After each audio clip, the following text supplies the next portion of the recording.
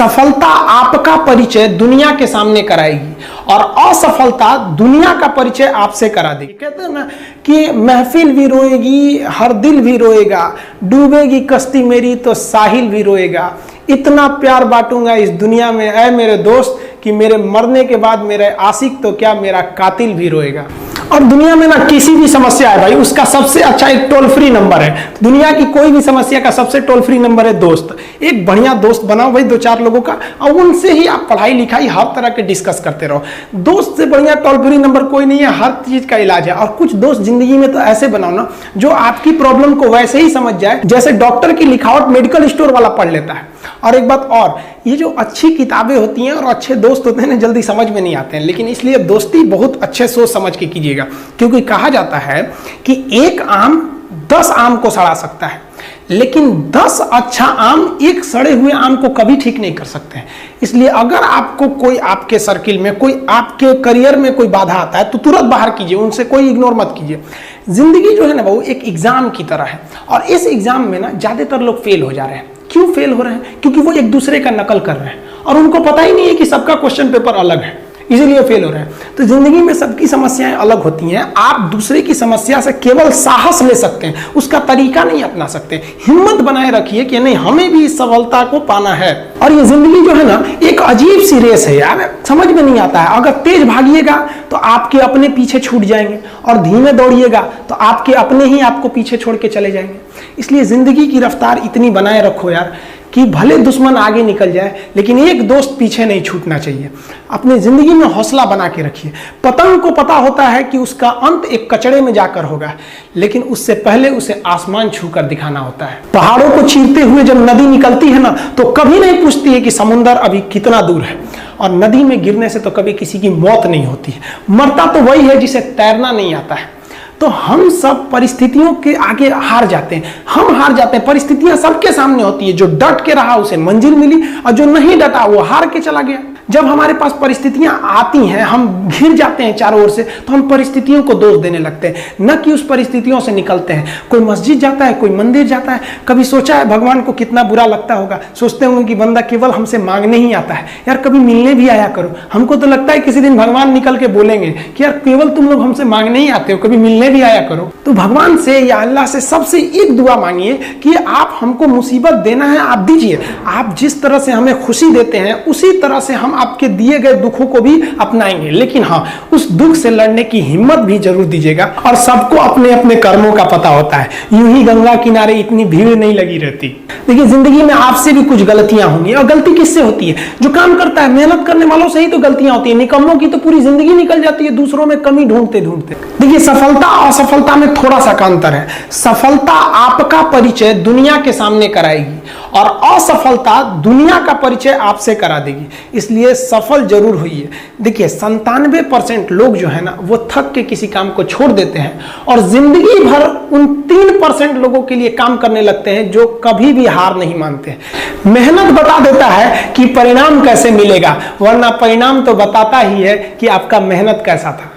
कुछ लोगों को लगता है कि उनके पिताजी बहुत पहुंच वाले हैं, दादाजी बहुत पहुंच वाले हैं, तो उनकी बदौलत हमें कोई काम मिल जाएगा, कोई जॉब मिल जाएगा। तो कोई ये बहुत बड़ी बात नहीं है।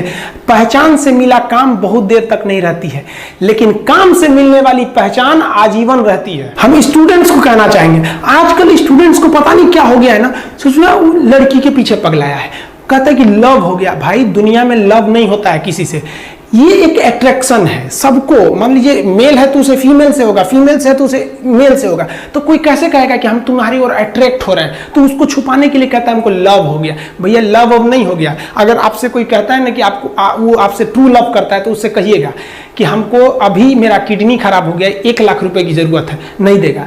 लेकिन आप अपने माता पिता से कहिएगा कि हमको 1 लाख की जरूरत है, और रियल में भी अगर हो जाएगा तो वो अपना शरीर बेच देंगे आपके लिए, लेकिन वो नहीं बेचेंगे। ये होता है लव। लेकिन लोग अट्रैक्शन को लव कहते हैं, उसके लिए पूरी जिंदगी बर्बाद कर देते हैं। ये सब बाबू गलत चीज है। जो आप अपना देखिए, आप अपना करियर छोड़ के अगर इस सब चीज में जाइएगा तो पूरी लाइफ बर्बाद हो जाएगी। आप जो रिश्ता खोजते हैं अपना कॉलेज में, कोचिंग में, ये सब परमानेंट रिश्ते नहीं हो सकते हैं। हाँ, अगर आप गर्लफ्रेंड से शादी करेंगे तो ये आपके लिए बेस्ट लड़की होगी, लेकिन माँ बाप जो ढूंढ के लाएंगे, जो भगवान आपके लिए बनाया है, वो लड़की आपके लिए यूनिक होगी। If you will best you will number one, and if you will unique you will only one. तो याद रखिएगा, जो भगवान आपको बना के जोड़ता है ना, वो रिश्ता सबसे अच्छा होता है। अपने माँ बाप को देखिए ना, क्या झगड़े नहीं हुए, लेकिन आज भी वो लोग एक साथ रहते हैं। लेकिन फिर भी आप देखिए आजकल के जो वेस्टर्न कल्चर आ गया है, क्या वेस्टर्न कल्चर हो गया है, समझ में नहीं आता है। प्यार और छुहाड़ा, इसकी जिंदगी ना 1 साल होती है, 1 साल में ही खराब हो जाता है। ये वेस्टर्न कल्चर है, हमारी भारत की संस्कृति नहीं है। हम गर्व करते हैं, हमें अहंकार है, हमें गुरूर है अपने भारत की संस्कृति पर। जहां एक छोटी सी बच्ची भी गुड़िया खरीदती है ना, तो उसके लिए दुपट्टा खरीदती है। और यार अगर आपको दिल लगाना ही है तो किताबों से लगाओ ना यार, बेवफा भी निकलेगी तो मुकद्दर बना के जाएगी।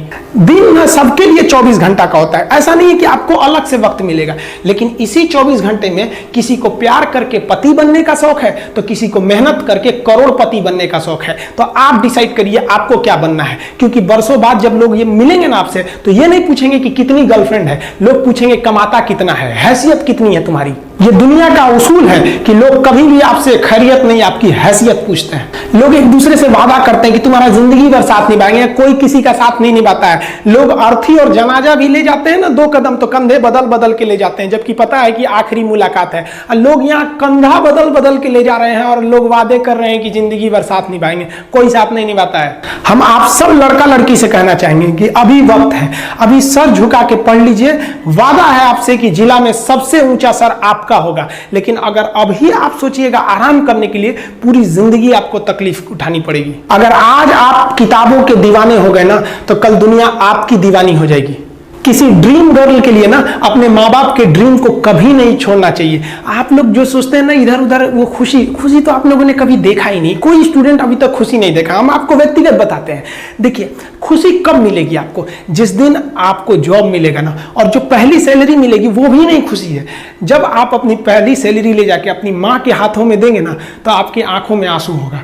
आप याद करेंगे कि जिस माँ की उंगलियों को पकड़कर हमने चलना सीखा, आज उसको हमने अपनी पहली कमाई दिया है। और जब कमाने लगेंगे ना, तब समझ में आएगा कि लाखों रुपए की अहमियत कुछ नहीं है, वो 1 रुपए के आगे जब माँ स्कूल जाते वक्त दिया करती थी। और गौर से देखा करो अपने माँ बाप के आंखों में, ये वो आईने होते हैं जिसमें बच्चे कभी बूढ़े नहीं होते। देखिए जीवन में ना अपने अंदर से अहंकार बिल्कुल निकाल दीजिएगा। अहंकार बहुत ही खराब चीज है। कहते हैं कि अहंकार में इंसान को इंसान नहीं दिखता, और छत पे चढ़ जाओ तो खुद का मकान नहीं दिखता। अहंकार नहीं करना चाहिए। छत को बहुत गुरूर था छत होने का, 1 मंजिल और बनी और छत फर्श हो गया। अहंकार कभी नहीं कीजिएगा। तूफान ज्यादा होती है तो कश्ती डूब जाती है, और घमंड ज्यादा हो जाती है तो हस्ती डूब जाती है। जिस दिन आपको घमंड होने लगे ना अपने आप के ऊपर कि हम बहुत बड़े हो गए हैं, हम बहुत पढ़ लिए हैं, हम बहुत सक्सेसफुल मैन हो गए, हम बहुत बड़े बिजनेसमैन, हम बहुत, मतलब जिस दिन आपको घमंड हो गया ना, उस दिन आप शमशान घाट में जाके दिखेगा आपसे नायाब लोग, आपसे अच्छे अच्छे लोग वहां खाक बन गए। दुनिया में ना किसी से जलन नहीं रखनी चाहिए। देखिए माचिस जो होता है ना दूसरे को जला देता है, लेकिन कभी माचिस को देखें वो खुद को भी जला लेता है। अतः अगर आप दूसरे की बुराई करेंगे, दूसरे के पीछे रहेंगे ना, तो इसमें आपका लॉस होगा। और अगर आपकी कोई बुराई कर रहा है ना, तो आपको खुश होना चाहिए कि आप आगे बढ़ रहे हैं। बुराई उसी का लोग करते हैं जो आगे बढ़ रहा होता है। जो पहले गिरा हुआ है उसकी लोग क्या बुराई करेंगे।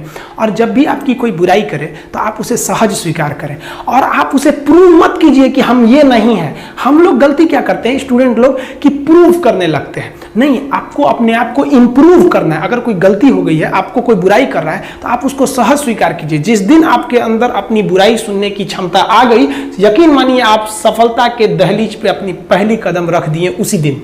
लोहा जो होता है ना, उसे कोई नहीं तोड़ सकता है, लेकिन उसी लोहे के अंदर का जो जंग लग जाता है ना, धीरे धीरे दीमक की तरह उस लोहे को खदड़ते जाता है। इसलिए अपने अंदर अहंकार को मत लाने दीजिएगा।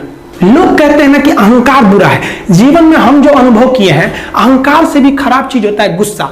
देखिए अहंकार उत्पन्न ही नहीं होगा जब तक आपको गुस्सा नहीं आए। आप ऐसे नॉर्मल बैठे हैं और आप किसी से कहिएगा कि तुम्हारी क्या औकात है, जब तक आपको गुस्सा ना आए। तो अहंकार एक पेड़ है और गुस्सा उस पेड़ का जड़ है। इसलिए गुस्सा जिस दिन आया उस दिन आप बर्बाद हो जाएंगे।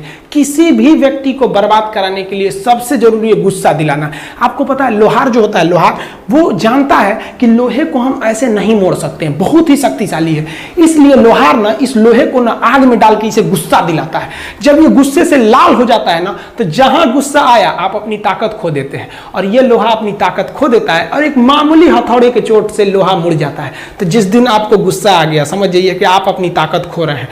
जब हम जन्म लेते हैं तो जन्म से ही हमारी जीभ रहती है और मरने तक हमारे साथ जीभ रहती है, क्योंकि वो बहुत ही नरम रहती है, उसे गुस्सा वो बहुत हार्ड नहीं होती है। लेकिन जन्म लेने के बाद दांत आता है और दांत काफी कड़ा होता है और मरने से पहले ही दांत चला जाता है। यानी अगर आप नरम रहेंगे तो काफी लंबे समय तक रहेंगे, और जहां हार्ड होंगे आप वहीं आपका पतन चालू हो जाएगा। इंसान 3 साल में बोलना सीख जाता है, लेकिन उसे क्या बोलना है ये सीखने में उसे पूरी जीवन लग जाते हैं। शब्दों का इस्तेमाल बड़ा सोच समझ के कीजिएगा, ये आपके माँ बाप के दिए गए परवरिश का एक सबूत होता है। अतः आप अगर किसी से अपशब्द बात करते हैं तो सभ्य व्यक्ति आपको नहीं कोसेगा, बल्कि आपके माँ बाप को कहेगा कि इसे संस्कार नहीं सिखाया। ये शब्द जो होते हैं हमारी परवरिश का परिचय करा देते हैं। शब्द का इस्तेमाल भोजन की तरह करना चाहिए। जिस तरह से भोजन को बनाने के बाद थोड़ा सा चख लिया जाता है, उसी तरह शब्द को दूसरे के सामने बोलने से पहले एक बार जरूर चख लीजिएगा।